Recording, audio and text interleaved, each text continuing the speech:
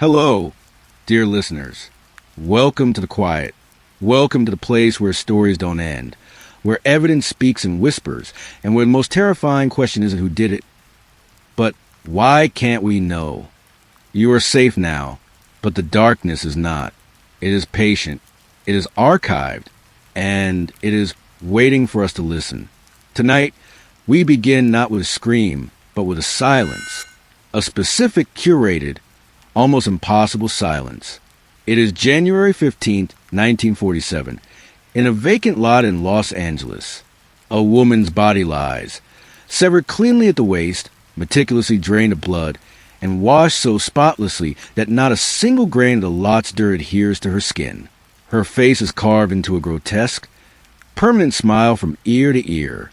This is not a crime of passion. This is a presentation, a composition, the ultimate forensic paradox, an act of unspeakable violence rendered with the cold, clean precision of a surgeon. The killer left a masterpiece and signed it with absence. No fingerprints, no footprints, no screams heard. Just the terrible, eloquent evidence of a body that had been taken apart and put on display like a ghastly textbook diagram. The first detectives on the scene, hardened men who had seen the worst of post-war brutality, vomited or turned away. This was different. This was a message. And Hollywood's finest detectives, the men who were supposed to solve the world's most glamorous crimes, would spend the rest of their careers realizing they couldn't even read it. The horror of Elizabeth Short, soon to be infamous as the Black Dahlia, begins not with her death, but with the killer's absolute control over the aftermath. Picture the scene with the forensic examiner's eye, not a novelist's. The body is posed. The limbs are arranged.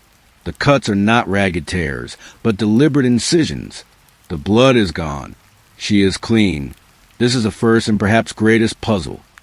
In the midst of the savage dismemberment, the killer exercised a level of fastidious, time-consuming care that defies all logical emotional states. This is where our deep dive begins, not with suspects, but with the canvas itself. The 1947 autopsy report is a clinical ledger of artistry. The bisection was precise, likely performed with a large, sharp knife, and executed after death. The cause of death was hemorrhage and shock from facial lacerations and blows to the head. But the signature is in the details. The Glasgow smile, the removal of a section of intestine, the washing. This wasn't just murder. It was a process, a ritual. The killer needed time, privacy, a place to work, a kill site separate from the display site. And in that gap, between where Elizabeth Short was killed and where she was left, lies a vacuum that has sucked in theories for 7 decades. Modern forensic psychology has a term for this: organized offender behavior. It's the hallmark of a murderer who plans, who derives satisfaction from control and the execution of the crime itself. Not just to kill. They bring their tools. They take their time. They transport the body.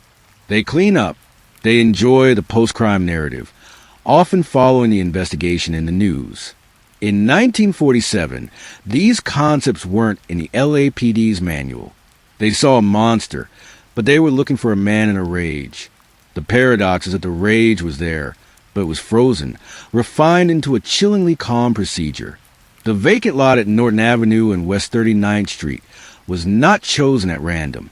It was a quiet, residential spot. The body was placed deliberately, visible from the street. This was a delivery, a broadcast. The killer was sending his work to the city, to the police, to the press. He was an artist demanding an audience, and in doing so, he created the first of many investigative traps. By focusing all attention on that lot, on that haunting image, he permanently obscured his own workshop. Every minute spent sifting that dirt for clues was a minute lost, because the killer had left nothing there but his final statement. The real evidence, the blood, the tools, the traces of his own life, were miles away, in a room that has never been found. So we start here, at the genesis of the modern forensic puzzle. A crime scene that is not a scene of crime at all. It is a stage, and the director has vanished into the wings, leaving only his leading lady under a merciless spotlight. The question that hangs in the Los Angeles dawn isn't just who could do this? It's far more technically sinister. What kind of mind sees a human body not as a person, but as a medium? The answer to that would rewrite criminal profiling. But in 1947, it simply broke the men who had to kneel in the dew beside her. To understand a void the killer filled, we must first try to see the person he erased. Elizabeth Short, 22 years old, has often been framed by the myths that sprouted from her death. The aspiring actress, the party girl, the Black Dahlia persona of noir mystery. But the forensic puzzle requires us to strip away the legend and examine the raw material of a life. Who was the woman who became the most famous victim in American history? Her timeline is a trail of quiet desperation and transience. Born in Boston, her father's apparent suicide, a bridge jump later ruled a car accident, created a foundational trauma. She moved across the country, from Massachusetts to Florida to California, a pretty young woman with ambitions that consistently outpace her opportunities. She wasn't a starlet. She was one of thousands waiting tables, living in rented rooms, borrowing money, dreaming of stability that always seemed one bus ticket away. Her nickname, the Black Dahlia, reportedly came from a drugstore clerk, a reference to the film The Blue Dahlia and her penchant for black clothing. It was a label applied in life that became her epitaph in death. This biographical detail is not sentimentality. It is critical to the killer's profile. Elizabeth Short was what investigators now term a high-risk victim.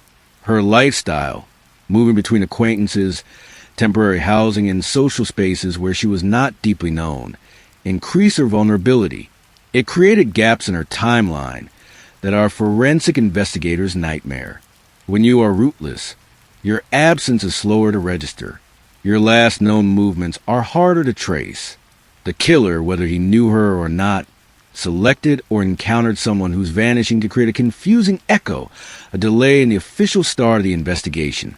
The last confirmed sight of her alive was January 9, 1947, at the Biltmore Hotel in downtown Los Angeles. She was seen leaving, possibly to meet someone, and then the 6-day gap. Those 144 hours are the central black hole of the entire case. Where was she? The prevailing theory is that she was held captive, alive, for much of that time. The nature of the facial injuries and the cleanliness of the body suggest she was kept somewhere, tortured, and the final mutilations and bisection performed post-mortem, in a controlled environment. Think of that from an investigative standpoint. For up to 6 days, the killer had a living victim in his custody. He needed a space private enough that no screams were heard, secure enough that he could come and go, and equipped for his grim work. In 2024, the use of forensic light sources and chemical reagents like luminol might find traces of blood in a room decades later. In 1947, that space, if found, would have been a treasure trove. Fingerprints, hairs, fibers, the murder weapons. But without a suspect, you could not find a crime scene. And without a crime scene, you could not find a suspect. It is a perfect, maddening loop. Elizabeth Short walked out of the Biltmore and into a void. Her life became a series of unanswered questions that the killer exploited. He didn't just take her life. He consumed her narrative and replaced it with his own dark drama. The woman was gone, and in her place was a symbol, a mystery to be picked apart by millions. But beneath the symbol was a real person, and her final days of terror are the locked room at the heart of this puzzle. The key was thrown away long before the world even knew she was missing. The body was discovered at 10 a.m. By afternoon, the news wires were burning, and by nightfall, the first confession arrived. This is the moment the puzzle became a circus, and the LAPD was plunged into a new kind of hell. The hell of infinite, useless information. The Black Dahlia case was arguably the first media-fed true crime phenomenon of the modern age. And with the spotlight came the moths, the attention seekers, the mentally ill, the pathological liars, all drawn to the glow of such spectacular evil. Within weeks, over 50 men and women had confessed to the murder. The LAPD, overwhelmed, had to triage madness. Some confessions were elaborate, detailed and utterly false. Others were vague cries for attention. Each one had to be checked, alibis verified, statements parsed. It was a massive diversion of resources. The killer, if he was following the news as organized offenders often do, would have watched this with perverse satisfaction. He had not just murdered a woman. He had created a vortex that sucked in the chaos of the human psyche, disguising his own signal in a tsunami of noise. Among this cacophony, however, were more deliberate provocations. Letters began to arrive, addressed to the police and the press. The most infamous was a letter sent to the Los Angeles Examiner in late January, containing cut-out newspaper words pasted to a page. "Here are Dahlia's belongings," it read.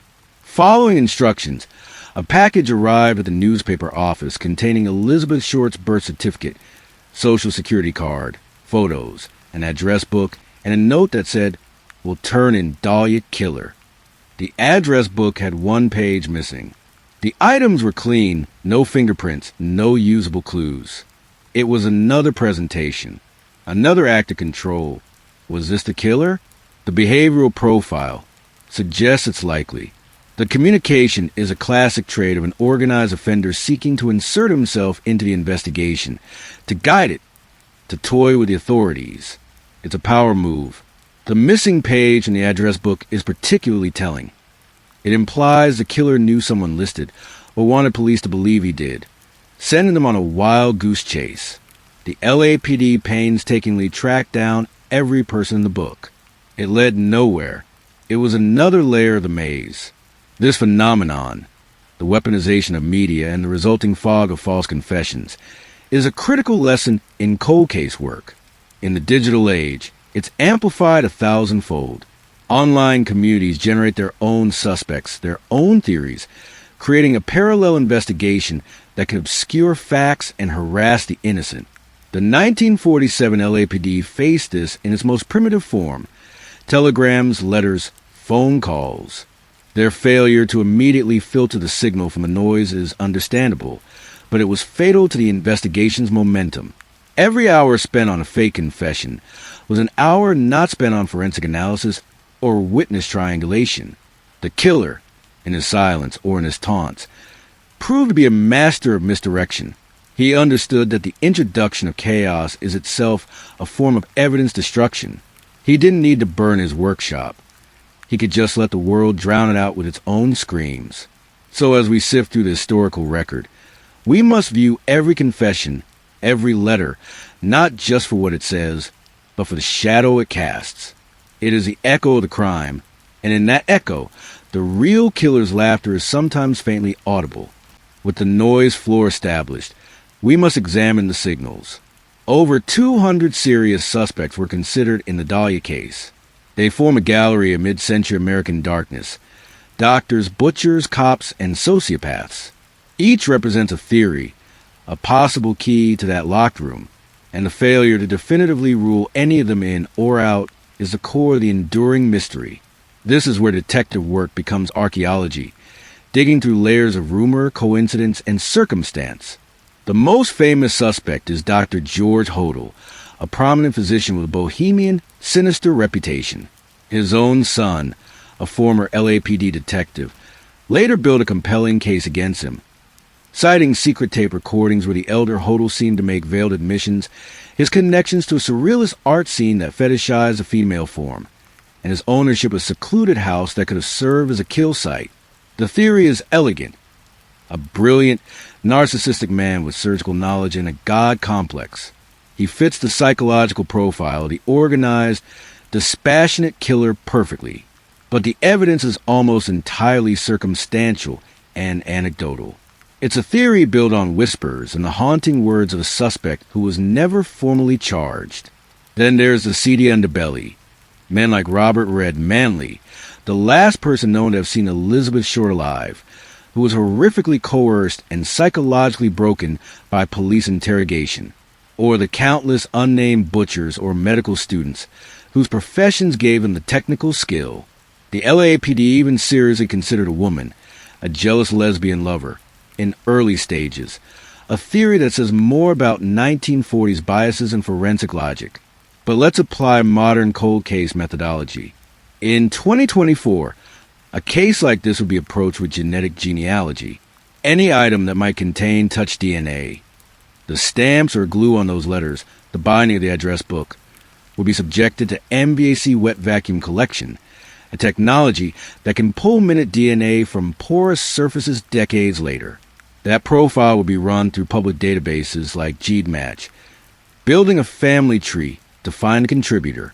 As of 2024, genetic genealogy has solved over 400 cold cases in the United States since the Golden State Killer breakthrough. It has identified John and Jane Does who have been nameless for 50 years. The Dahlia evidence, what little remains, sits in an LAPD vault. The technology exists. The will, perhaps due to cost, the degraded state of the evidence, or the sheer mythology of the case, has not yet been publicly marshaled. The gallery of suspects is more than a list of names. It is a mirror reflecting the investigative biases of time, the focus on sexual deviance, on class, on obvious pathology. What it may have missed is the banality of the killer's outer life. He may have been a man who held a steady job, who had a family, who was remembered as quiet, maybe a little odd, but certainly not a monster capable of such artistry with a knife. He may have passed through a dozen police interviews without raising a flicker of suspicion, because he didn't look like the madness he carried inside. That is the most terrifying possibility of all. That the answer was in the file, was spoken to, was dismissed, because the blueprint of evil didn't match the crude sketch the detectives were holding. The Los Angeles Police Department in 1947 was a boys' club of tough cops, not a forensic laboratory. It was an institution better at handling gangsters and bootleggers than a psychopathic puzzle solver. The mishandling of the Black Dahlia case is a textbook study in how institutional limitations can become part of the crime's legacy, actively preventing its solution. First, the contamination of the scene. While the initial response was swift, the concept of a secure perimeter was primitive. Officers, reporters, and gawkers trampled the lot. Potential evidence, cigarette butts, fibers, anything the killer may have accidentally left at his display site, was lost forever. Second, the interrogation methods. Suspects like Robert Manley were subjected to sleep deprivation, coercion, and near torture. This didn't yield truth. It yielded false narratives and broken men, further polluting the investigative well. But the most critical failure was one of coordination and record-keeping. The case became a competitive sport between the LAPD, the Sheriff's Department, and even newspapers who hoarded tips for scoops. Information was not shared. It was bartered or hidden. Tips went unlogged. Leads were pursued by individual detectives as personal vendettas, not as parts of a unified whole. In modern terms, there was no VICAP, the Violent Criminal Apprehension Program, a national database that links similar patterns across jurisdictions, which wasn't founded until 1985. Was the Dahlia killer a one-off? Or was this his masterpiece, preceded or followed by other, less flamboyant crimes? We may never know, because the data was never connected. The press was both an asset and a weapon of mass distraction. Newspapers, particularly the Los Angeles Examiner and Herald Express, printed salacious, often fabricated details about Elizabeth Short's sex life, inventing the narrative of the party girl to sell papers. This did two things. It poisoned the public perception of the victim, making her seem less sympathetic and somehow complicit, and it provided the killer with a constant stream of information about the investigation. He could read what the police knew, what they speculated, and adjust his behavior accordingly. Imagine a present-day analogy. A detective's theories being live-tweeted during an active manhunt. It would be unthinkable. Yet in 1947, it was standard practice. The killer held a copy of the morning paper and was, in a very real sense, reading the playbook of the team trying to catch him. This institutional labyrinth is why so many cold cases go unsolved. It's not always a lack of technology. It's a failure of systems, of communication, of what criminologists now call linkage blindness. The Dahlia case is a monumental example. The killer didn't just outsmart detectives. He outsmarted the very structure of detection itself. He committed a crime at the precise moment when the scale of American violence was exceeding the capacity of its institutions to understand it. He was a new kind of virus, and the LAPD's immune system had no antibodies for him. Their confusion, their infighting, their desperate brutality. These are not just footnotes. They are evidence of the killer's success. He didn't just vanish. He made the system vanish itself. With physical evidence scarce and suspects legion, the only tool left is to build a ghost. This is a psychological profile, an attempt to reverse engineer a human mind from the wreckage it leaves behind. In 1947, the FBI's behavioral science unit was decades away. Profiling was intuitive, the stuff of literary detectives like Sherlock Holmes. Today, we can apply the rigorous, if imperfect, framework of criminal investigative analysis to the Dahlia evidence. What does the crime scene tell us about the man who created it? We start with the core dichotomy: rage and control. The facial injuries, the beating, the slashing speak of personal, focused rage, possibly toward women, possibly towards a specific woman. It's overkill, it's intimate, but the bisection, the draining and washing, the posing, these speak of a detached, clinical, almost experimental control. This suggests a personality split, a man whose emotional life is a chaos he manages through rigid, ritualistic behavior. He may have had a job that required precision and order. He likely had a history of fantasies that blended violence with need for absolute dominance. The transportation and display indicate a desire for notoriety, but on his terms. He didn't call the police to claim credit. He let his work speak for him. This is a narcissistic trait. He believes his art is self-evident. He is communicating with the world, but in a code only he fully understands. The cleanliness is crucial. It's a form of undoing. He has done something he perhaps considers dirty or degrading, and the washing is a way to purify the act, or to purify the victim into a more acceptable aesthetic object. This is often seen in offenders with obsessive-compulsive traits. The likelihood is that he was in his late 20s to late 30s in 1947. He had functional intelligence, likely above average. He owned or had reliable access to a car in a private indoor space, a garage, a basement, a rented room. He may have been married or lived with family, but his inner world was a secret fortress. He would have been able to explain away his activities during those 6 days. He was a planner, a rehearser. He may have committed lesser, unreported acts of violence or cruelty against animals before this. This profile, of course, fits dozens of the named suspects. It also fits thousands of men in post-war Los Angeles. The profile is a compass, not a map. It tells you what direction to look, but not the final destination.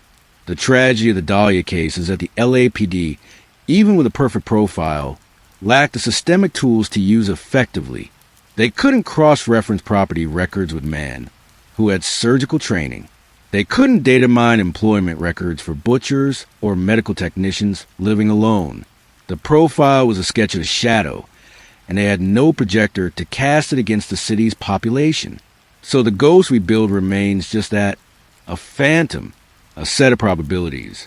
He walks through our historical imagination, calm, tidy, hands clean, a monster who looked like anyone. He is the archetype of the serial killer before we had a name for the species. And his most successful disguise was the ordinary world he moved through, a world utterly unprepared to see him for what he was. A crime this public, this graphically iconic, doesn't exist in a vacuum. It ripples through time, influencing the unstable, planting seeds in diseased minds. The Black Dahlia murder casts a long, dark shadow, creating echoes that investigators must forever disentangle from the original event. This is a phenomenon of the copycat, the connected crime, and the false pattern. Within 2 years of the Dahlia, Los Angeles was haunted by the red lipstick murder of Jean French, whose body was found with cryptic messages written on it in lipstick. The press immediately called it a Dahlia copycat. It likely was the message, the public display, the targeting of a woman. But was it the Dahlia killer? Probably not. The MO was different, sloppier, more impulsive. It was an echo, a distortion. Then there was the 1950 murder of actress Mara Corday, unrelated to the later film star, which had superficial similarities. Each of these crimes had to be investigated as both a potential sequel and a distinct event, draining resources and creating endless what-if scenarios. This is a critical concept in cold case review, linkage analysis.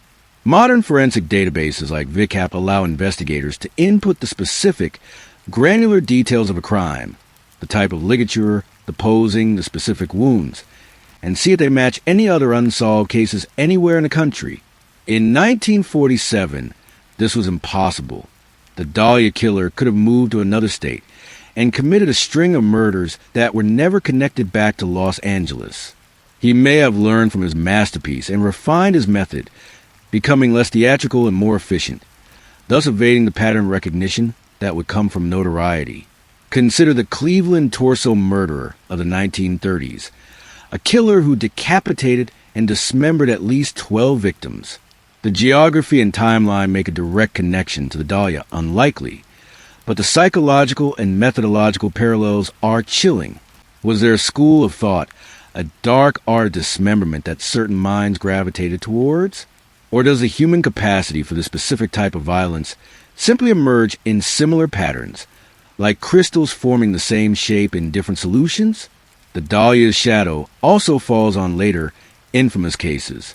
The Zodiac Killer, 2 decades later, also used the media, sending ciphers and letters, wearing a costume of his own design. He, too, was an organized offender who craved control over the narrative. The Hillside Stranglers in the 1970s posed victims in public places. These aren't direct connections, but they are threads in the same dark tapestry. The evolution of the media-savvy, ritualistic serial killer. For the Dahlia investigators, every new sex crime, every discovered body, became a potential lead back to Norton Avenue. It created a state of perpetual alert, a kind of professional paranoia. It also meant that the idea of the Dahlia killer became more powerful than the reality. He was no longer a single man. He was a specter haunting the LAPD, a benchmark of failure against which every new detective was measured. To solve any crime was good. To solve that crime would be immortality. That pressure, that obsession, has itself become part of the story, distorting theories and fueling the very mythology the killer might have desired. Let's take an inventory. Right now, in 2024, what tangible, physical evidence from the murder of Elizabeth Short still exists? And what was lost, destroyed, or stolen in the intervening 77 years? This is a forensic cliff edge. It's where hope meets the hard reality of decay and institutional amnesia. Known to exist, reportedly in the custody of the LAPD's Black Dahlia box, the letters and the package sent to the examiner, including the address book and birth certificate. These are the holy grails for potential DNA analysis. The paper, the glue, the stamps, the binding, all are porous surfaces that can retain skin cells from handling. There are also the autopsy photographs and reports, the original crime scene photos, though many were released to press, compromising their value, and presumably some physical evidence collected from the body itself. Fingernail clippings, though her hands were scrubbed, hair samples, perhaps clothing fibers. Now the losses. The physical body was released to the family and buried in Oakland, California. Any potential evidence on the body itself is gone. The soil from the vacant lot was not systematically collected and preserved. The killer's workshop was never found. So an entire universe of evidence, blood, tools, fingerprints, trace materials, never entered the record. Countless tips and suspect files have been lost, destroyed in department moves, or simply vanished. The original case files are known to be incomplete, a patchwork of memos and reports.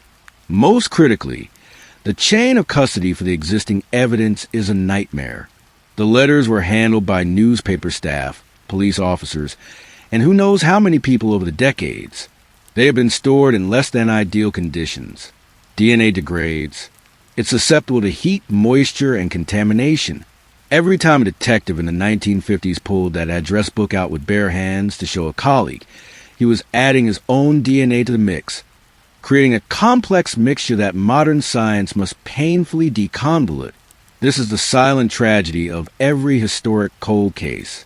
Time is the accomplice. It doesn't just erase memories. It actively destroys the physical building blocks of truth. A case from 1977 has a much better chance than a case from 1947, simply because evidence preservation protocols were better. The Dahlia sits on the cusp of the modern forensic era, but just on the wrong side of it. Had she been killed 10 years later, fingerprints would have been more systematically taken and cataloged. 20 years later, blood typing might have been used. 40 years later, DNA. So the question for modern investigator is what remains enough? Can a viable single-source DNA profile be extracted from the binding of that address book from under a stamp? Companies like Othram Incorporated specialize in forensic genetic genealogy on degraded and contaminated samples, building profiles from mere picograms of DNA. They have identified John Doe's from the 1950s. The technology is there, but it is expensive and it is destructive. Testing would require cutting into the precious, historic evidence. The LAPD would have to weigh the slim chance of a breakthrough against the permanent alteration of the case's most famous artifacts. It's a dilemma played out in cold case units across the country every day, a gamble with the ghosts of the past. Chapter 9, The Daughter of the Dahlia. Cold cases born from a template. The Black Dahlia did more than haunt the LAPD. It created a template. It showed a certain type of offender what was possible. The infamy, the artistic statement, the paralysis of a major police force. As we move forward in time, we see crimes that seem to resonate with that same terrible frequency. They are not copies, but perhaps descendants. Let's examine one. The 1969 murder of actress Sal Mineo's sister, Serene Mineo, is an obscure but haunting parallel. Or, more famously, the 1948 murder of Georgette Bauerdorf, a Hollywood socialite found dead in her apartment, which had echoes of the Dahlia's brutality and was never solved. But to understand the Dahlia legacy, we must look at a case that followed a similar evidentiary vacuum. The 1953 murder of Evelyn Colbert in New York, a young woman, last seen leaving a hotel, found days later in a vacant lot, sexually assaulted and strangled. The crime scene was clean. No witnesses. No useful fingerprints. A media frenzy that quickly subsided, leaving a cold case file. The parallels are not exact, but the pattern, the transience of the victim, the public disposal, the lack of forensic clues, is familiar. It's the pattern of an offender who learned, perhaps from the Dahlia coverage, that certain types of victims and certain methods create a specific kind of investigative chaos. In the modern era, cases like the 1996 murder of JonBenet Ramsey share the Dahlia's DNA in a different way. The media circus, the contamination of the scene, the slew of false confessions and conspiracy theories, the paralysis of the local police department in the face of an inexplicable crime in a safe environment. It becomes less about the specific act and more about the social and investigative reaction to the act. The crime creates a vortex that destroys the possibility of its own solution. The advent of ICAP in 1985 was a direct response to this problem. The inability to see patterns across jurisdictions and decades. If a detective in Spokane in 1980 has a case with victim posed in a specific way, he can now input that detail and see if it matches a case in Tampa in 1972 or Los Angeles in 1947. The Dahlia is in ICAP. Her details are there, waiting for a match that may never come, because the killer may have died, may have stopped, or may have changed his methods so drastically that the pattern is invisible. This is the enduring lesson of the Dahlia. A single, well-executed, monstrous act can poison a well for generations. It sets a precedent for failure. It makes police defensive, the public cynical, and future victims potentially more vulnerable because the system is too busy looking for a ghost. The daughter of the Dahlia is not a specific crime. It is a condition of unsolvability itself, a condition that some killers learn to cultivate like a dark art. Investigations focus on the dead, but crimes of this magnitude create living victims whose trauma becomes a kind of evidence in itself. Fragile, subjective, but vital. The witnesses, the family, the first responders, even the journalists, all carried pieces of the Dahlia horror with them until they died. Their testimonies and their silences are part of the puzzle. Consider the children playing in the lot that morning who found the body. Their lives were forever bifurcated into before and after. Their testimony was simple. Shockingly so. They saw what looked like a mannequin. That moment of innocent misperception is a key data point. It tells us how pristine the pose was. But what did they see in the days prior? A strange car? A man lurking? The trauma of the discovery likely overwrote any earlier mundane memories. Their minds, in self-protection, sealed off that entire timeline. Then there was a mother, Phoebe Short, who had to identify her daughter's bisected remains from the distinctive scar on her leg. The psychological devastation of that moment is incalculable. It rendered her, for investigators, both a vital source and a broken vessel. Her understanding of Elizabeth's life, filtered through grief and perhaps a parent's denial, may have provided crucial context or may have sent police down false paths about her daughter's character. The detectives themselves were witnesses to the artifact of the crime. Men like Harry Hansen and Finus Brown, the first two detectives on the case, were haunted by it. Their careers were defined by their failure to solve it. They took secrets, hunches, and frustrations to their graves. Did they know something? Did they have a prime suspect they could never prove it against? The lore says yes. The LAPD's infamous jeweler's box theory, that a suspect, possibly a doctor, kept trophies in a special box, comes from this whispered knowledge. But without hard evidence, it remains just that, a whisper. In the 21st century, we understand more about the neurobiology of trauma. We know that memory is not a video recording. It's a reconstruction. Stress hormones like cortisol can enhance certain vivid details, the pale skin, the dark hair, while erasing surrounding context, the weather, a sound, a smell. The testimony of every person touched by the Dahlia case is a fragment of a shattered mirror, reflecting a piece of the truth, but also reflecting their own fear, their own biases, their own damaged psyche. This human element is the most volatile component of any cold case. As the years pass, witnesses die. Memories fade or crystallize into flawed certainty. The last living person with any direct memory of Elizabeth Short or of the investigation is now gone. We are left with the paper trail, the photos, the artifacts. The living witnesses have joined the victim in silence, and with them die 1,000 intangible clues, a tone of voice, a fleeting expression, a gut feeling that never made it into a report. The case grows colder not just because evidence degrades, but because the human echoes of the event finally stop reverberating. Los Angeles is a factory of stories. So when a real-life horror story unfolded on its streets, the machine immediately began to digest it, to stylize it, to turn it into product. The Black Dahlia became more than a murder case.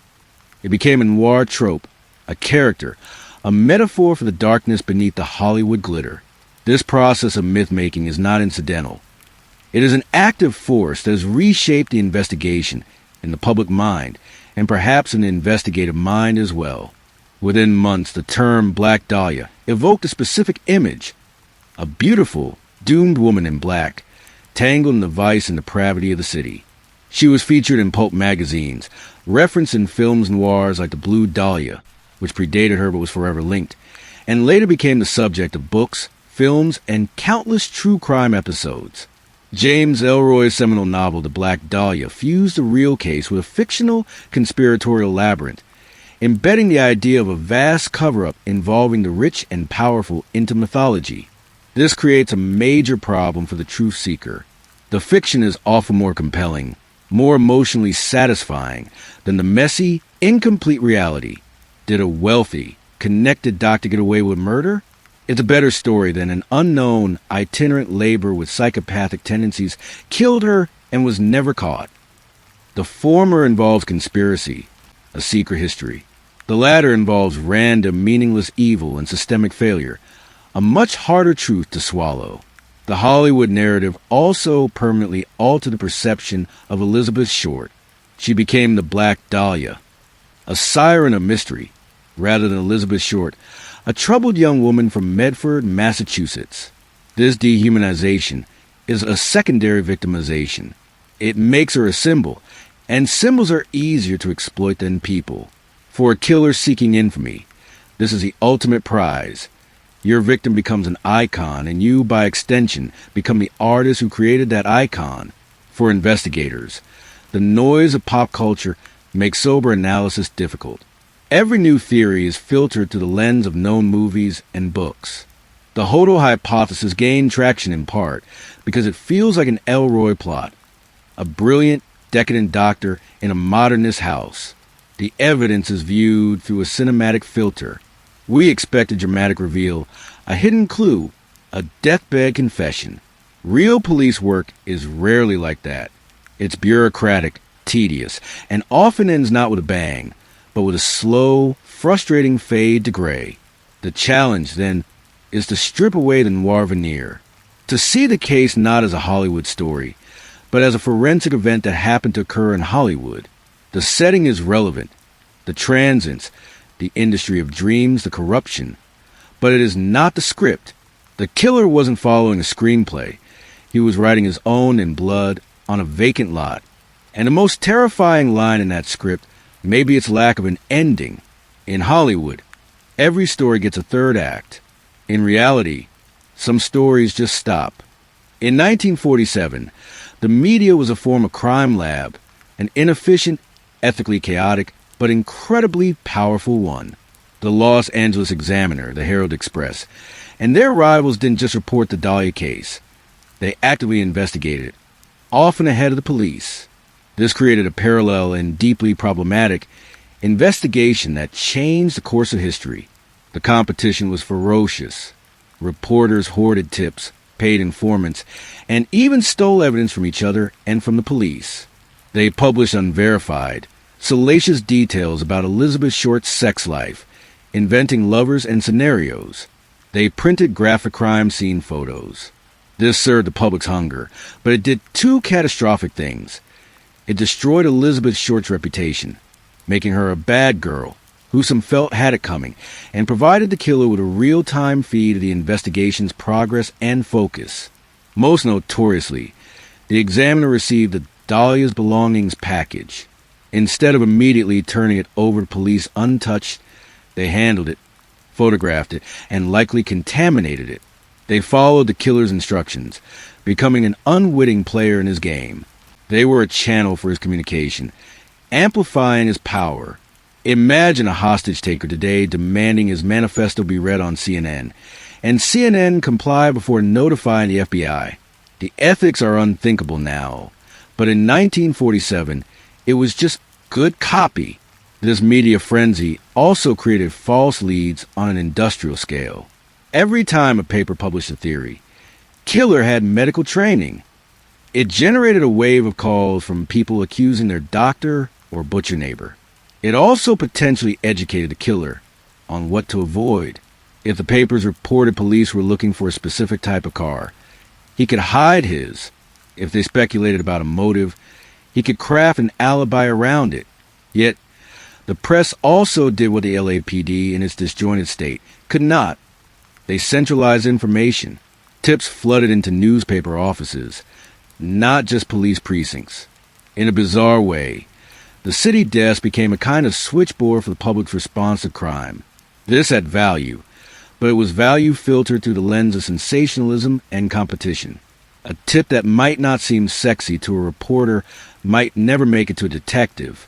The Dahlia case represents the last gasp of this wildly unregulated relationship between crime and media. The televised chaos of the Kennedy assassination and the rise of journalistic standards in the 1960s began to change the rules, but the damage was done. The media's role in the Dahlia investigation is a masterclass in how not to handle a major crime. It shows that the search for truth and the search for a story are not the same thing. In fact, they are often mortal enemies. The newspapers solved the case 100 times over. in headlines that sold millions of copies.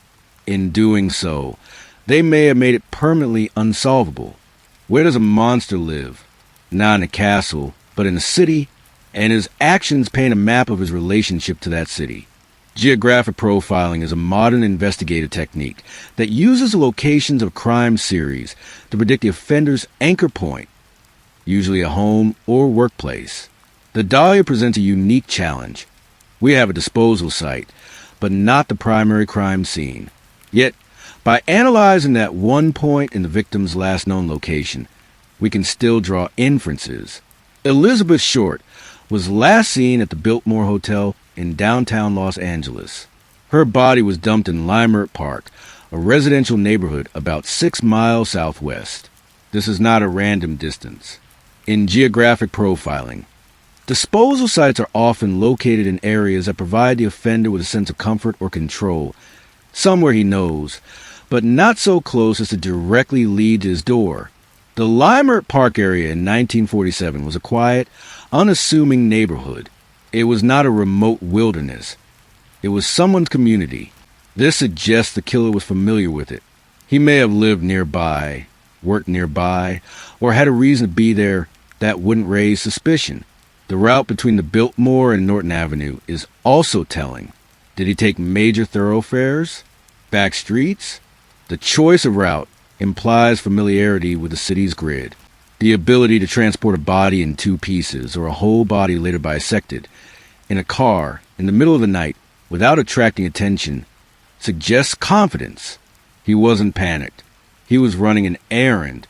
Modern software like Rigel Analyst can take these points, along with environmental factors like traffic patterns, zoning, and psychological comfort zones, and generate a jeopardy surface, a heat map of where the offender likely lived.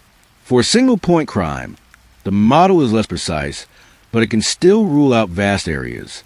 It would likely place a high probability zone in the swath of Los Angeles between downtown and Leimert Park, or just to the west of the dump site. Now, layer in the other data point. The killer needed a workshop. This was likely a garage, a basement, a detached shed, or a rented room with privacy. In 1947, such spaces were more common in certain types of housing. Older homes with cellars, bungalows with detached garages, or rooming houses with lax landlords. Combining the geographic profile with historic housing stock data could, in theory, generate a list of potential properties that fit both the location and the physical requirements. Of course, the LAPD in 1947 had no such tools. They knocked on doors in Leimert Park, but it was a blanket canvas, not a targeted search informed by geographic psychology. They were looking for a man who seemed suspicious, not for a place that fit a criminal's needs. The killer's anchor point, his home base, his sanctuary, was the one piece of the puzzle he never put on display. And because the detectives were looking at people, not patterns on a map, that anchor point remained hidden, perhaps just a few blocks from where 1,000 police boots marched right past it. The killer took souvenirs. We know this because he sent some items back. But the act of returning the address book and birth certificate is itself a clue. He kept a page. He kept something else. Trophy taking is a core behavior of the organized offender. It allows him to relive the crime, to exert ongoing ownership over the victim, and to maintain a sense of power. So, if the Dahlia killer kept trophies, what were they, and where are they now? The missing page from the address book is the most obvious trophy. It likely contained a name he knew, or a name he wanted police to focus on. By removing it, he controlled the narrative. He also kept the feeling of having a secret, of holding a piece of the puzzle the police would never get. But more disturbing trophies are likely. A lock of her distinctive black hair, a piece of her clothing, perhaps a photograph of her in life that he took or that he obtained, perhaps even a body part, though the bisection and mutilation may have been the ultimate bodily trophy. The jeweler's box rumor among LAPD detectives speaks to this. The theory suggests that the killer kept his trophies in a small, elegant box, a container befitting his art. This aligns with the profile of a narcissistic, organized offender who sees his crimes as a collection, a portfolio.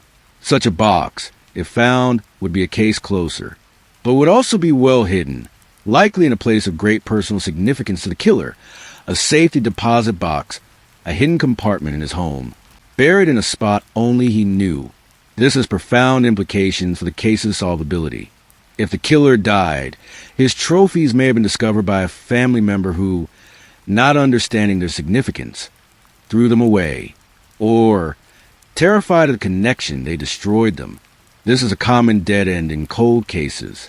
A wife finds a strange box in the attic after her husband's death, full of women's IDs and jewelry, and in a panic burns it, never making a connection to unsolved crimes. Alternatively, the trophies may still exist.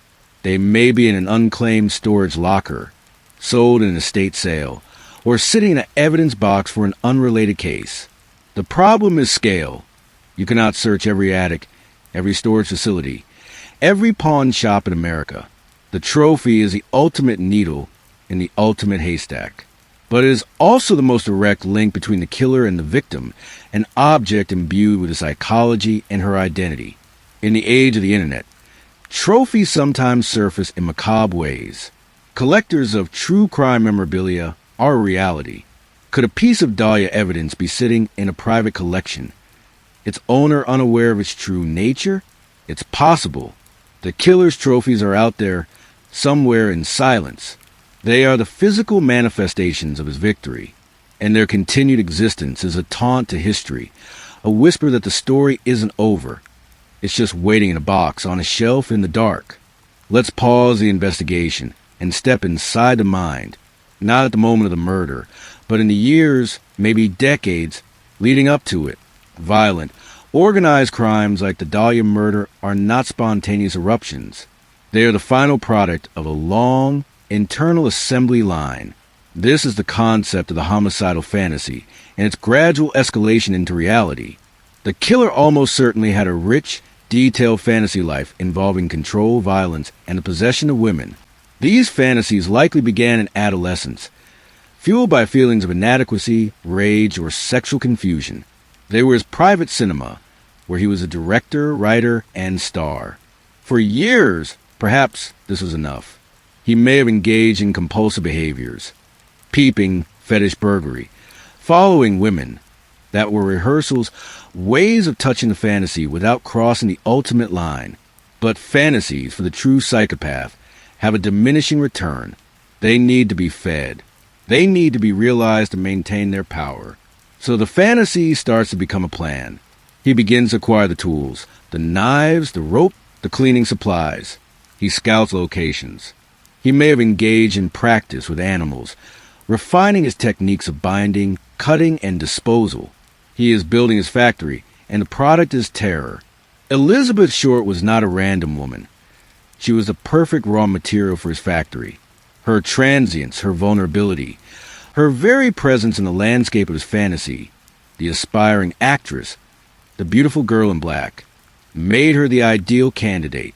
Her abduction was the final step in a process that had been running in his mind for years.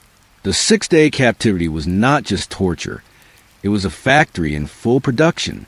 It was a living enactment of every scene he had ever imagined. The washing, the posing, these were the quality control and packaging stages. Understanding this is crucial because it changes how we look at suspects. We are not looking for a man who simply snapped.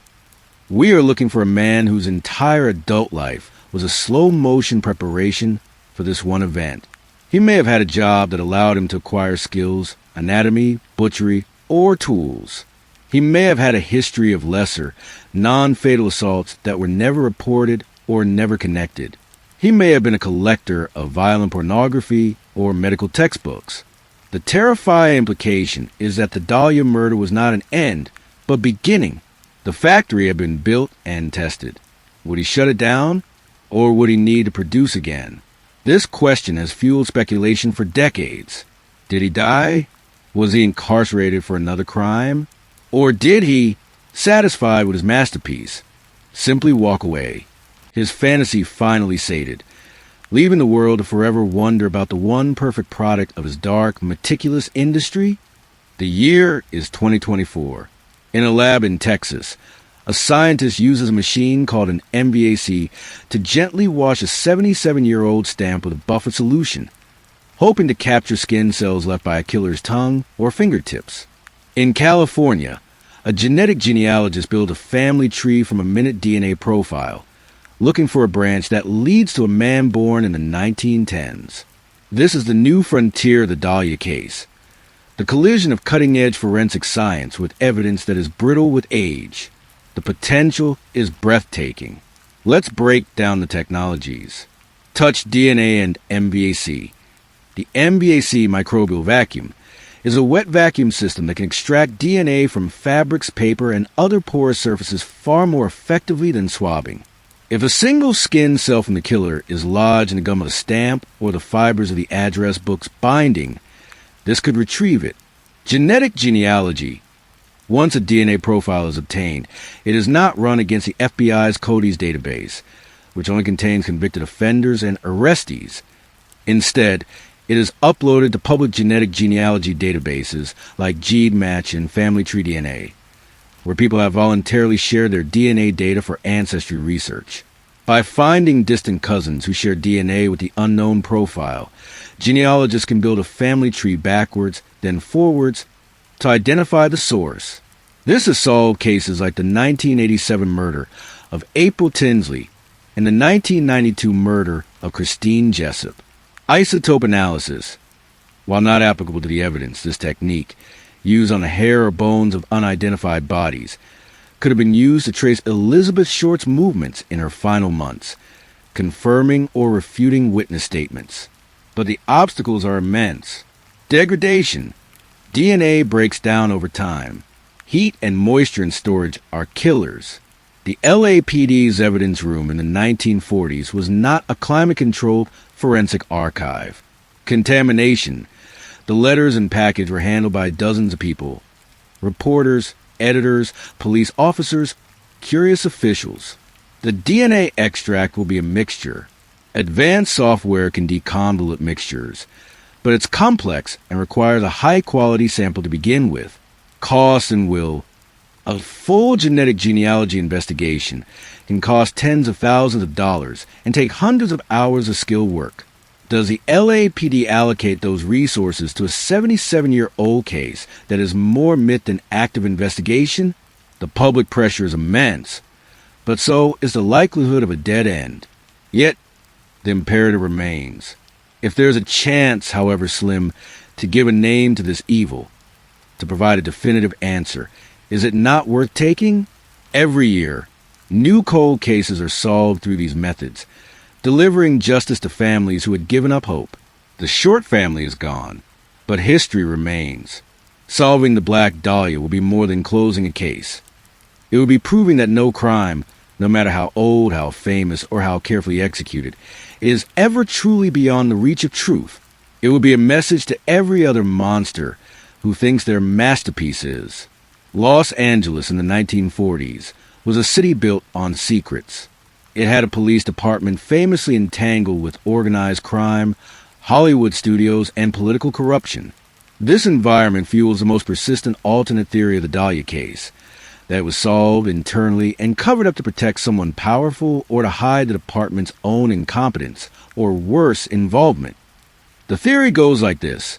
The killer was connected, a doctor with political patrons, a rich man's son, or even a corrupt police officer himself. The investigation quickly identified him, but pressure from above forced it to be buried. Files were destroyed. Witnesses were intimidated. The frantic public investigation was a smokescreen. This narrative is seductive because it explains the failure. It wasn't that the killer was too clever, but that the system was too corrupt. There are fragments that support this. The LAPD of Chief Clements B. Horrell was under constant scrutiny for brutality and graft. The grand jury investigation into the Dahlia case in 1949 was as much about the police's handling of it as the crime itself. There were allegations of evidence being lost on purpose, of suspects with connections being let go. The infamous werewolf murder of 1946, another gruesome unsolved killing, had already shown the department's inability to handle complex sex crimes.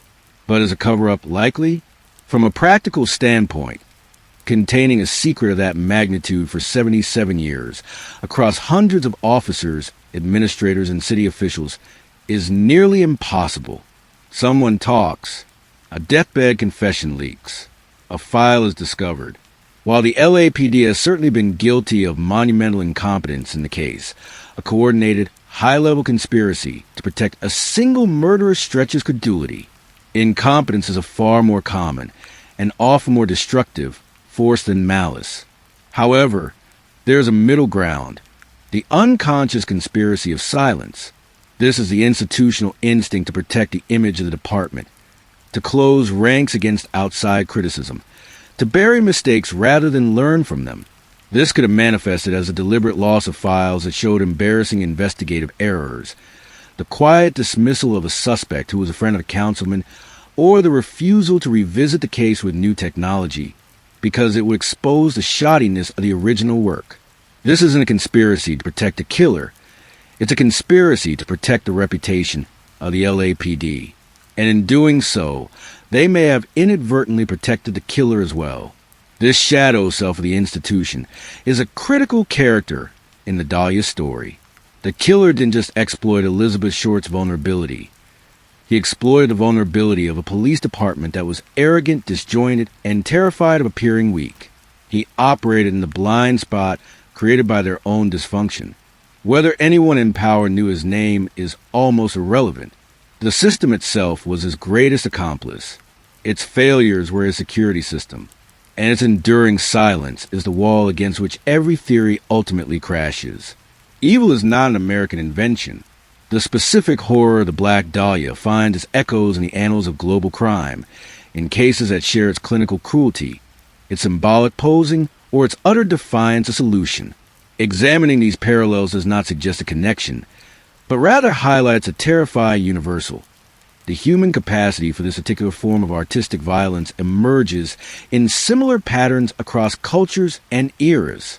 Consider the 1931 jigsaw murder in Brighton, England. The body of a woman, Violet K., was dismembered, and her parts were scattered around the countryside. The killer, Tony Mancini, was eventually caught, but the case shares the Dahlia's themes of dismemberment and disposal. Or the 1946 murder of Mona Tinsley in England, a child murder with a sexual element that remained unsolved for years, showcasing the same media frenzy and investigative desperation. More recently, the 1990 murder of Elizabeth Lizzie Tomlinson in Australia, while solved, involved a level of post-mortem posing and mutilation that shocked a nation. And of course, the granddaddy of all unsolved artistic murders, Jack the Ripper in 1888 London. The parallels are striking. The targeting of vulnerable women, the surgical mutilation, the taunting letters of press, the paralysis of the police, the enduring mythology. The Dahlia is often called America's Jack the Ripper for a reason. The two crimes, separated by an ocean and 6 decades, are spiritual kin. This global perspective is important because it dispels the notion that the Dahlia was a uniquely Hollywood crime. It removes the glamour. It places it in a lineage of human darkness. The same psychological impulses that drove Jack, the rage against women, the desire for notoriety through atrocity, the fetishization of anatomy, likely drove the Dahlia killer. The main difference was technology and media. Jack had the telegraph and penny dreadfuls. The Dahlia killer had telephones and tabloids. Modern international databases now allow for these connections to be made formally. Does the Dahlia MO match any unsolved cases in post-war Europe, where a soldier or civilian with medical training might have traveled? It's a long shot, but in the digital age, it's a search that can be run. The killer may have been a veteran, a man exposed to the industrial-scale violence of World War II, who brought a warped version of that efficiency home. His theater was Los Angeles, but his script could have been written anywhere. He is part of a global fraternity of monsters, each believing their work is unique, when in fact they are all just variations on the oldest, darkest theme. Of all the young women in Los Angeles in January 1947, why her? Victimology, the study of the victim, is not about blame. It's about understanding the intersection point between a killer's criteria and a victim's life. Elizabeth Short fit a profile, but was it by design or accident? The targeted theory suggests the killer knew her, perhaps from a casual encounter, perhaps from her time working at a club or a restaurant. He fixated on her. Her beauty, her melancholy, her nickname, the Black Dahlia, might have resonated with his fantasy. He tracked her, lured her to a meeting, and she walked into his trap. This theory gives a crime a personal motive, which aligns with the overkill on her face. The opportunistic theory suggests he was hunting for a type, a pretty young, seemingly rootless woman who wouldn't be immediately missed. Elizabeth Short, waiting in the Biltmore lobby, fit the bill. He approached her, used a plausible ruse, a movie audition, a job offer, a ride, and she went with him. This theory aligns with the organized offender's method of hunting and capturing. There is a third, more chilling possibility, the symbolic theory.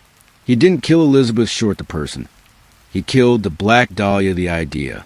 He was destroying a symbol of beauty, ambition, and perhaps feminine sexuality that he both desired and despised. The meticulous washing could be seen as an attempt to cleanse a symbol, to purify it into the perfect, silent icon he posed in the lot. In this reading, her personal history was almost irrelevant. She was cast in a role he had written long before they ever met. Modern victimology would dive deep into her last days. Who did she call? To whom did she owe money? What were her exact movements? The LAPD tried to do this, but their information was patchy, filtered to the misprinted in the papers. A modern investigation would use financial records, phone logs if they existed, and social network analysis to map her world exhaustively. That map might reveal a node, a person who connects to multiple parts of her life in a suspicious way, or a location that appears again and again. But here we hit the wall of time. That map cannot be drawn with any accuracy now. The people are dead. The records are gone. We are left with a stark fact. She was the one. Through design, chance, or symbolic fate, her path intersected with his at the precise moment his fantasy demanded a victim. She became the raw material. Her individuality was the first thing he destroyed, and in many ways, it is a thing the world has struggled to reconstruct ever since. We see the Dahlia. We have to work to see Elizabeth.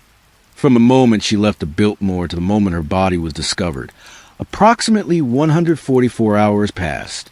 This gap is the central mystery. Let's use forensic and behavioral principles to attempt a minute-by-minute reconstruction of what likely happened inside that gap. This is not speculation for drama. It is a logical sequencing of events based on the evidence presented by the body and the killer's profile. Hours 0 to 2, evening of January 9th, Elizabeth meets her contact.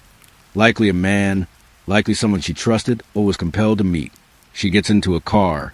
She is driven to a secondary location, the kill site. This is not the vacant lot. It is a place of the killer's choosing, secure and private. Hours 2 to 24, January 9th to 10th upon arrival, she is subdued, likely bound and gagged. The initial assault begins. The facial beatings and lacerations occur, possibly as interrogation, torture, or the unleashing of the killer's rage. She is kept alive. Days 2 to 5, January 11th to 14th, this is the period of captivity. She is held, probably in a state of continuous terror and degradation. The killer returns to her, perhaps repeatedly, to enact his fantasies. He experiments. He takes photographs, a strong possibility given the era and his profile. He begins the process of cleaning her. He is in complete control, living his ultimate fantasy. During this time, he is also planning the disposal. He reads the newspapers. He may even leave a location to run normal errands, a functioning member of society, with a terrible secret in his basement. Final 12 to 24 hours, late January 14th. Early January 15th, Elizabeth dies, likely from her injuries and shock. Now, the killer enters his most clinically detached phase. The body is drained of blood, likely in a bathtub or large basin. The bisection is performed with care, using a large, sharp knife, a butcher's knife, a cleaver, a surgical knife. The body is washed thoroughly, inside and out, with soap and water. It is dried. This process would take hours. It is methodical, quiet work. The final act, pre-dawn, January 15th, the two halves of the body are wrapped in something. A blanket, a tarp, and loaded into the car. He drives to Limerick Park, a location he has pre-selected. It is dark, quiet. He carries the body pieces to the lot, arranges them in his chosen pose. The arms overhead, the legs spread, the torso aligned. He takes a moment to look at his work. He then drives away, discarding any bloody tools or materials in a separate location, perhaps the ocean or a remote dump. He returns to his life. This timeline is horrifying in its banality. It is a schedule of atrocity. It required not a madman raving in a cell, but a man with a high degree of executive function, compartmentalization, and time. He turned the human being into a project, and when the project was complete, he delivered it like a craftsman completing a commission. The 144-hour clock is the true measure of his evil, not its intensity, but its endurance. The case is not closed. It rests, a sleeping giant, in the LAPD's Robbery Homicide Division. The detectives assigned to it today are not the brash, fedora-wearing figures of 1947. They are data analysts, forensic technicians, and seasoned investigators who carry the weight of myth like a millstone. To work the Black Dahlia file is to know that thousands of amateur sleuths, famous authors, and conspiracy theorists are looking over your shoulder, each convinced they have the answer. Modern cold case detectives face unique challenges with a case this old. The witnesses are dead. The original investigators are dead. The evidence is degraded. But they also have tools their predecessors couldn't dream of. Beyond DNA, they have digital archives. Every newspaper article from 1947 has been scanned and is text searchable.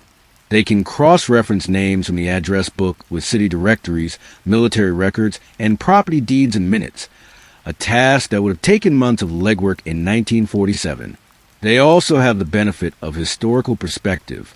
They can see the LAPD's mistakes clearly. They are not invested in the old theories, the old vendettas. They can look at the evidence with fresh, dispassionate eyes. A detective in 2024 might ask a question no one thought to ask in 1947. Not who was she with, but what chemicals were used to wash the body? Could trace elements of specific soap or disinfectant, detectable even now on the remaining evidence. Point to a profession or a specific purchase. But the pressure is immense. Solving the Dahlia will be the career capstone of any detective. It would also invite unimaginable scrutiny. Every step, every decision would be second-guessed. There is a reason departments sometimes shy away from revisiting their most famous white whales. The cost of failure, after raising public hope, is professionally and institutionally damaging. Yet, the ethical imperative remains. A woman was tortured and murdered in the most horrific way imaginable. She has never had justice. Her family died without answers. As long as the evidence exists, there is a duty to pursue it. The modern detective inherits not just a case file, but a debt. It is a debt owed to Elizabeth Short, to the integrity of the institution, and to the very idea that evil, no matter how clever, cannot hide from time and science forever. The inheritors are the bridge between the horror of the past and the promise of the future. They hold the keys to the labyrinth. The question is whether the locks are too rusted to turn. 77 years later, why does the Black Dahlia endure? Why do books continue to be written, documentaries produced, podcasts recorded? She is more than a cold case. She is a cultural touchstone, a Rorschach blot onto which we project our fears about sex, violence, Hollywood, and the randomness of evil. Part of it is the imagery. The crime scene photo, the pale body against the dark grass, the star geometry of the pose, is iconic. It is a picture that tells a story of ultimate violation and cold artistry. It's visually arresting in the most terrible way, burned into the collective memory. Then there's the nickname, the Black Dahlia. It's poetic, darkly beautiful, memorable. It elevates a victim from a person to a tragic icon, a doomed flower. The setting is key. Hollywood, the dream factory. The murder is the ultimate noir story, the dark underside of the American dream. It confirms our suspicion that beneath the sunshine and glamour lies corruption, depravity, and infinite darkness. It's a ready-made myth, but on a deeper psychological level. The case endures because it is unsolved. The human mind craves resolution. We hate loose ends, especially when they're tied to something so horrific. The lack of an answer is an open wound in our narrative of how the world works. We want the monster to have a name, a face, a motive. We want the puzzle to be complete. The Dahlia denies us that. It is a permanent question mark, and that is profoundly unsettling. It also serves as a safe container for our fascination with true crime. By focusing on a case from the distant past, we can explore the depths of human cruelty from a position of safety. The killer is almost certainly dead. The city is different. We are observers, not potential victims. It allows us to dissect a forensic puzzle, play armchair detective, and shudder at the evil, all from the comfort of our homes. The Dahlia is the quintessential safe scare. Yet, this cultural autopsy risks forgetting the reality. It risks turning real suffering into entertainment, a complex tragedy into a simple mystery. Our obsession can sometimes feel like a second violation, a continuous recycling of her image for our consumption. The challenge is to remember that at the center of the myth is a real woman who suffered unimaginably and a real evil that walked away free. Our fascination should be in service of that memory, not a replacement for it. Among the evidence, the letters hold a unique power. They are the killer's voice or the voice of a very clever hoaxer. Let's examine the most famous one. The Here Are Dahlia's Belongings letter, as a forensic linguist and behavioral analyst would. The construction: cut out words from a newspaper or magazine. This indicated a desire to disguise handwriting, which in turn suggests the killer believed his handwriting could be identified or linked to him. It shows planning and an understanding of police procedure. The pasting is neat, the message coherent. This is not the work of a rambling lunatic. It's controlled. The content: here are Dahlia's belongings. The use of the press-given nickname Dahlia is telling. He is engaging with the public narrative, adopting the media's language. Will turn in Dahlia killer is either a sadistic joke, a promise to surrender, never fulfilled, or a suggestion that he is not the killer, but knows who is. The latter is a common ploy to insert oneself into the investigation, while maintaining a layer of deniability. The tone is boastful, taunting, confident. He is delivering a package he knows will cause sensation. He is orchestrating events from the shadows. This aligns perfectly with the organized offender's desire for control and interaction with the investigation. Modern forensic linguistics could analyze the word choice, the syntax of the constructed sentences, the source publications for cut-out words. Were they all from the same paper? Which one? This could provide clues about the killer's literacy, his access to certain publications, even his socioeconomic background. In 1947, this level of analysis was impossible. The package itself is a real message. By returning her personal effects, he is performing a kind of symbolic undoing. These are the things that defined her in life. I have taken her life. Here are the empty shells. It is the ultimate act of possession and dismissal. He owns her so completely he can afford to give back the trivialities. And by removing one page, he retains a piece of her, a secret connection. This letter is a scream from the abyss, but a calculated, edited scream. It is a killer reaching out to touch the world he is shocked, to feel the reverberations of his act. It is his signature on the painting. Unlike the pose and the lot, it was designed to be read, analyzed, and remembered. In that, he succeeded beyond his wildest dreams. We are still reading it today. Chapter 24, The Unquiet Grave. Could this still be solved? As we approach the end of our deep dive, we must confront the ultimate practical question. Can the Black Dahlia murder be solved? Not in theory, but in reality, with the evidence that remains, the technology we have, and the will to use it. The pathway to a solution exists, but it is narrow and fraught with obstacles. It runs directly through the existing evidence box and a modern DNA lab. Step 1. A decision by the LAPD to authorize destructive testing on the letters and the address book. Step 2. The use of the most advanced techniques, like MVAC and whole genome sequencing, to extract every possible DNA molecule from the most promising areas: the gum of stamps, the edges of cut paper, the binding glue. Step 3. The complex bioinformatics work to separate the mixture, hoping a male profile distinct from the known handlers can be isolated. If that profile is obtained, step 4 is genetic genealogy. Building a family tree from a 77-year-old sample is harder. Many potential relatives are dead, but their descendants are not. A skilled genealogist, working with a dense thicket of public family trees, could potentially identify a family line. Then comes a painstaking work of historical research. Finding a male in that family, the right age, living in or having access to Los Angeles in 1947, with a background that fits the profile. It would be a monumental effort. The alternative pathway is a deathbed confession or a discovered trophy, but these are passive hopes, not active investigations. The obstacles are real. The DNA may be too degraded. The mixture may be too complex. The cost may be deemed prohibitive. The family line may have died out. The killer may have had no children, leaving no direct DNA trail to find. But consider this.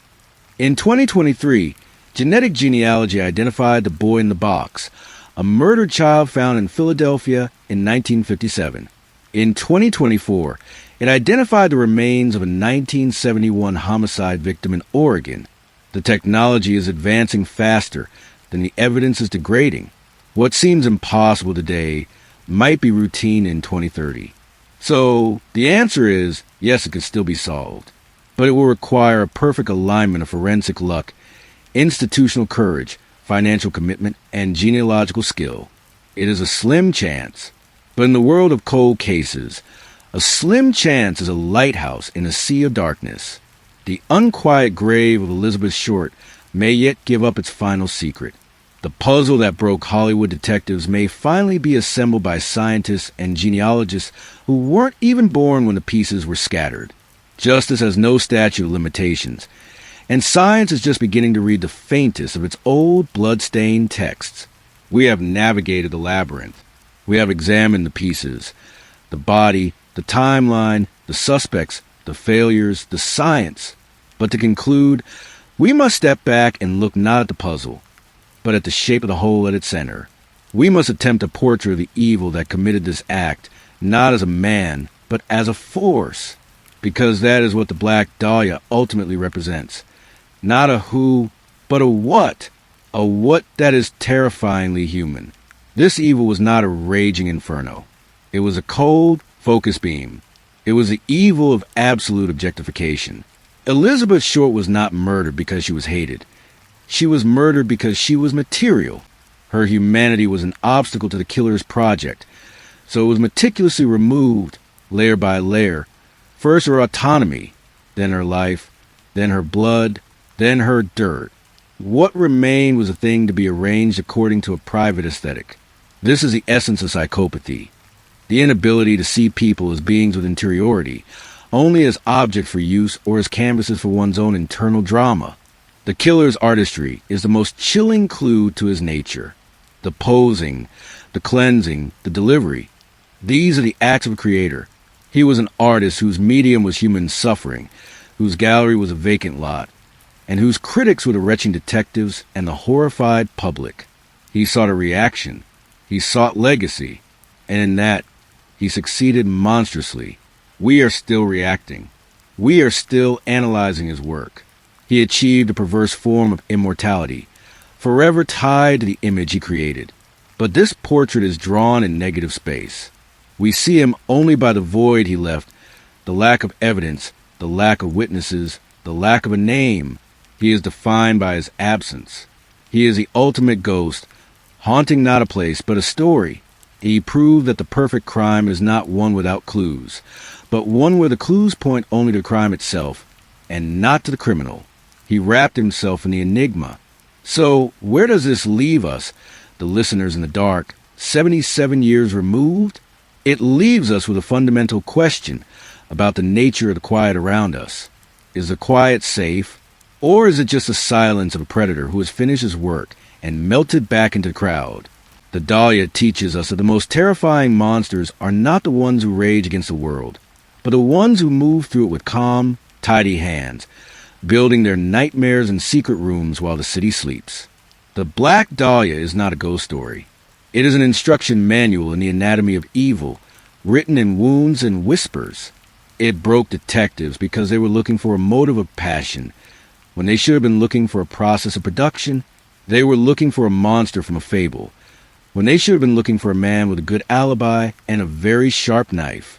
The case endures as a permanent fracture in our understanding. It is a reminder that some doors, once opened, cannot be closed. Some questions, once asked, cannot be unanswered. The light we shine into that 1947 darkness doesn't reveal a face. It only casts a longer, more intricate shadow. You are safe now, but the darkness is not. It is patient. It is compositional. And somewhere in the archived silence of an evidence box, or in the buried memory of a long-dead family, or simply in the enduring echo of a young woman's name, the answer is waiting, not as a shout, but as the faintest of ticks, like the second hand on a clock, counting down the 144 hours of a nightmare that never really ended. It just became history. The puzzle remains. The detectives are gone. The witnesses are dust. But the question hangs in the air, as fresh and as cold as it was on a January morning in 1947. Who could look at a human being and see only a thing to be taken apart, cleaned, and presented? Look in the mirror, dear listener. The capacity to ask that question is what separates you from him. The terrifying truth is that the line between us and the emptiness at the heart of the puzzle is only as thick as a single, fragile, human thought. Hold that thought close. It's the only thing that keeps the darkness at bay.